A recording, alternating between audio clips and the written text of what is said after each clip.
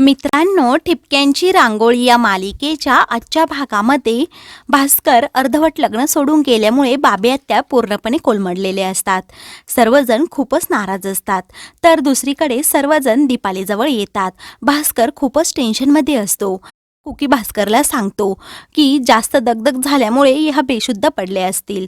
तेवढ्यातच भास्करला तिथे एक गोळ्यांची डबी दिसते. तेव्हा ओवी मोठ्या मोठ्याने रडू लागते आणि माझी मम्मा कधीच उठणार नाही का, डेथ झाली आहे असं ती भास्करला विचारते. तेव्हा भास्कर तिला सावरतो आणि वेड्यासारखं काहीही बोलू नको असं सांगतो. तेव्हा त्यांना समजतं की दीपालीने झोपेच्या गोळ्या घेतल्या आहेत. शशांक सांगतो की मी ॲम्ब्युलन्सला फोन केला आहे, इतक्यात येईलच. माई खूप रडत असतात. तर बाबी आत्या भरमंडपात जागेवरच बसलेले असतात. माईंना बाबी आत्याबद्दल खूप वाईट वाटत असतं. दुसरीकडे शशांक पुन्हा ॲम्ब्युलन्सवाल्या माणसाला कॉल करत असतो. तेवढ्यातच भास्कर तेथे येतो आणि सर्व कुकी गँगला सत्य सांगतो. ओवीला शब्द दिला आहे की मी दीपालीला काहीही होऊ देणार नाही, परंतु तुम्हाला खरं सांगतो, दीपालीचे पल्सेस लागत नाही. हे ऐकून सर्वांना धक्का बसतो. तेव्हा शशांक भास्करला समजावतो आणि धीर देत बोलतो, डॉक्टर कौशिक खूप छान ट्रीटमेंट दीपाली मॅडमला देतील, त्यामुळे तुम्ही एवढं टेन्शन घेऊ नका. तेव्हा शशांक भास्करला रिक्वेस्ट करतो, आम्ही आता ॲम्ब्युलन्स आली ना, दीपाली ताईंना ॲम्ब्युलन्समध्ये घेऊन डायरेक्ट डॉक्टर कौशिकांच्या हॉस्पिटलमध्ये घेऊन जातो. तर 15 मिनिटे वेळ काढा आणि मंगळसूत्राचा विधी पूर्ण करून घ्या. तेव्हा दीपालीला मी एकटं कसं सोडून जाऊ शकतो, भास्कर शशांकला जाब विचारतो. तेव्हा कुकी सांगतो की शशांकला तसं म्हणायचं नाही, परंतु डॉक्टर कौशिक पण दीपालीला वाचवण्यासाठी जीवाचं रान करू शकतात. तर लग्नमंडपात जातोस का भास्कर, कारण बाबीताई फक्त तुझी वाट पाहत आहे. तेव्हा भास्कर कुकीवरच चिडतो आणि माझी मुलगी तेथे रडत बसली आहे, कारण तिची आई तिथे बेशुद्ध होऊन पडली आहे. एवढा अमानुष आहे असंच तुला वाटतंय का? ती ओवी माझ्याबद्दल काय विचार करेल, काही वाटतंय की नाही? तेव्हा शशांक भास्करला जाब विचारतो, लग्न हा तुम्हाला स्वार्थीपणा वाटत आहे का? माझ्या बाबी आत्याला जो त्रास होत आहे ना, तो तुम्ही समजू शकत नाही. तेव्हा ही आर्ग्युमेंट करण्याची वेळ नाही असं भास्कर शशांकला समजावतो. आणि माझ्यासाठी आत्ता सध्या दीपालीचा जीव महत्त्वाचा आहे, ते पण ओवीसाठी. तुम्ही मला मदत करणार असाल तर ठीक आहे, आणि नाही करत असाल तर ते पण ठीक आहे, मी माझा समर्थ आहे. तेव्हा कुकी सांगतो, तुम्ही सर्वजण शांत बसा असं म्हणून तो भास्करलाही सांगतो, आम्ही एवढं निष्ठुर आणि स्वार्थी नाही आहोत असं म्हणून भास्करला चांगलंच सुनावतो. तर शशांक रागात तिथून जातो.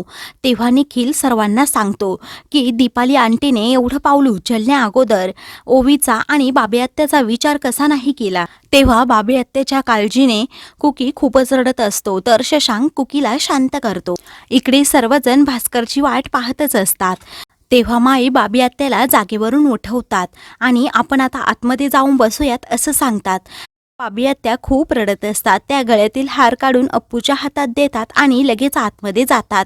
अप्पू त्या हाराकडे पाहून खूपच रडत असते. तर आतमध्ये माई बाबी आत्याला समजावत असतात. त्यावेळी बाबी आत्या खूपच टेन्शनमध्ये असतात. त्या एक एक करून सर्व साजेशृंगार उतरवत असतात. आई, थोडं तरी दूध पिऊन घ्या, कारण तुम्हाला उपवास आहे असं बाबी आत्याला सांगते.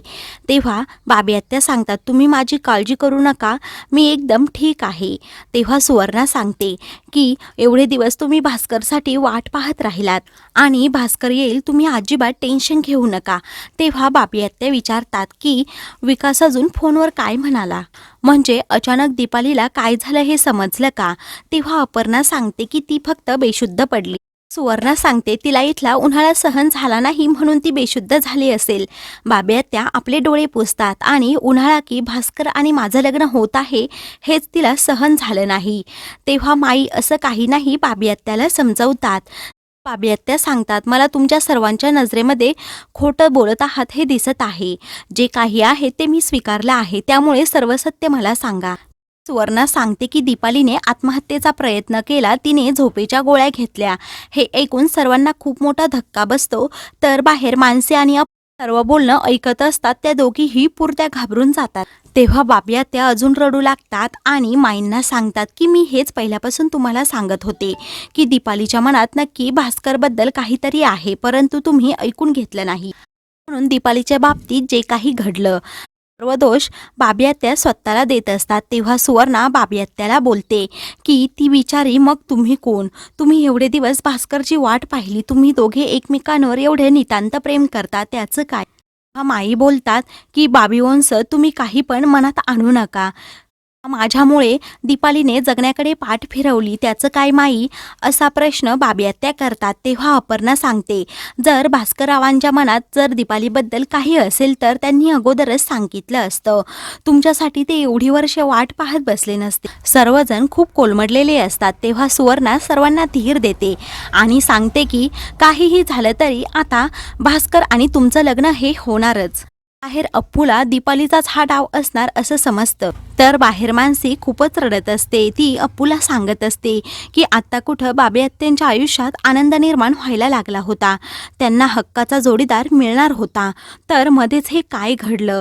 अप्पू ही खूप रडते आणि मानसीला विचारते बाबी आत्याच्या आयुष्यात त्यांना आनंद कधीच मिळणार नाही का? दुसरीकडे सर्वजण हॉस्पिटलमध्ये असतात. तेव्हा कुकी आणि शशांक भास्करला समजावत असतात तू बाबी आत्याजवळ घरी जा, दीपालीच्या तब्येतीचे अपडेट्स मी देत राहील. तेव्हा भास्कर स्पष्टपणे सांगतो की दीपाली शुद्धीवर येईपर्यंत मी कुठेही जाणार नाही. तेवढ्यातच डॉक्टर कौशिक बाहेर येतात. भास्कर लगेच दीपालीच्या तब्येतीबद्दल विचारपूस करू लागतो.